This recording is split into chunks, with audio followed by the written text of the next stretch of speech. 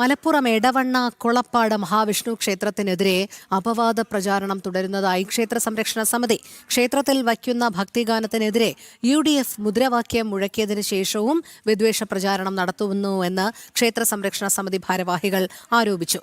UDF മുഴക്കിയ വിദ്വേഷ മുദ്രാവാക്യങ്ങൾ അപലപനീയമാണെന്നും ക്ഷേത്ര കമ്മിറ്റി പറയുന്നു. വിവരങ്ങളുമായി രമ്യ ദാസ് ചേരുന്നു. രമ്യ, എന്താണ് ഇതുമായി ബന്ധപ്പെട്ട കൂടുതൽ വിശദാംശങ്ങൾ?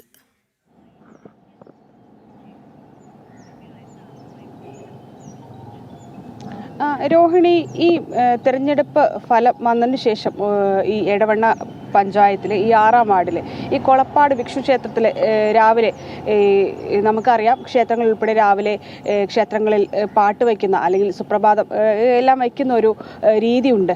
എന്നാൽ ഇതിനെതിരെയായിരുന്നു ഈ UDF രംഗത്ത് വന്നത്. കാരണം ഇത്തരത്തിൽ പാട്ടുകളെല്ലാം ഈ ക്ഷേത്രത്തിൽ വയ്ക്കാൻ പാടില്ല എന്നതായിരുന്നു UDF അന്ന് ഈ തെരഞ്ഞെടുപ്പ് കഴിഞ്ഞ് ഫലപ്രഖ്യാപനം നടക്കുന്നതിനിടെ അവരുടെ ഒരു പ്രകടനം നടന്നു പോകുന്നതിനിടെ ഈ ക്ഷേത്രത്തിന് മുന്നിലെത്തിയപ്പോൾ ഇത്തരത്തിലൊരു പ്രകോപനപരമായ ഒരു മുദ്രാവാക്യം വിളിച്ചത്. ഇതിനെതിരെയാണ്. അതായത് ഭക്തിയുടെ വിഷയമുണ്ട്, അത്തരത്തിൽ മറ്റു കാര്യങ്ങളെല്ലാം ഉണ്ട്. അത്തരത്തിൽ ഒരു ക്ഷേത്രത്തിൽ വയ്ക്കുന്ന പാട്ടിനെതിരെ ഇത്തരത്തിൽ എന്തുകൊണ്ടാണ് UDF ഇത്തരത്തിലൊരു നിലപാടെടുത്തത് എന്ന് തന്നെയാണ് നമുക്ക് ഒരു ചോദ്യം അവശേഷിക്കുന്നത്. ഇത്തരത്തിൽ അന്ന് ഈ ഒരു പ്രകടനത്തിനിടെ ഇത്തരത്തിലൊരു സംഭവം ഉണ്ടാകുകയും ഇത് ചിത്രീകരിക്കുകയും സോഷ്യൽ മീഡിയയിൽ ഉൾപ്പെടെ വൈറലാകുകയും എല്ലാം ചെയ്തിരുന്നു. ഇതേ തുടർന്നാണ് പ്രദേശത്തുള്ള ഭക്തരെല്ലാം ഈ വിഷയവുമായി ബന്ധപ്പെട്ട്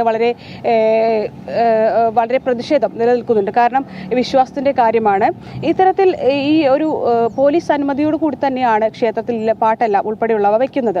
അപ്പോൾ ഈ ഒരു വിഷയവുമായി ബന്ധപ്പെട്ട് പോലീസിൽ ഉൾപ്പെടെ പരാതി പറഞ്ഞെങ്കിലും പിന്നീടും UDF ഇത്തരത്തിൽ ഈ ഒരു വിഷയവുമായി ബന്ധപ്പെട്ട് പ്രകോപനപരമായിട്ടുള്ള ഒരു നടപടിയാണ് കൈക്കൊള്ളുന്നതെന്നാണ് ഈ വിഷയവുമായി ബന്ധപ്പെട്ടുള്ള ഭക്തരുടെ ഉൾപ്പെടെയുള്ള ആരോപണം വരുന്നത്.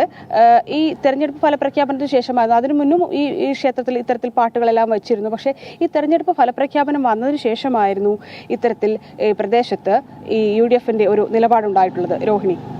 ശരി, രമ്യദാസാണ് വിവരങ്ങൾ നൽകിയത്.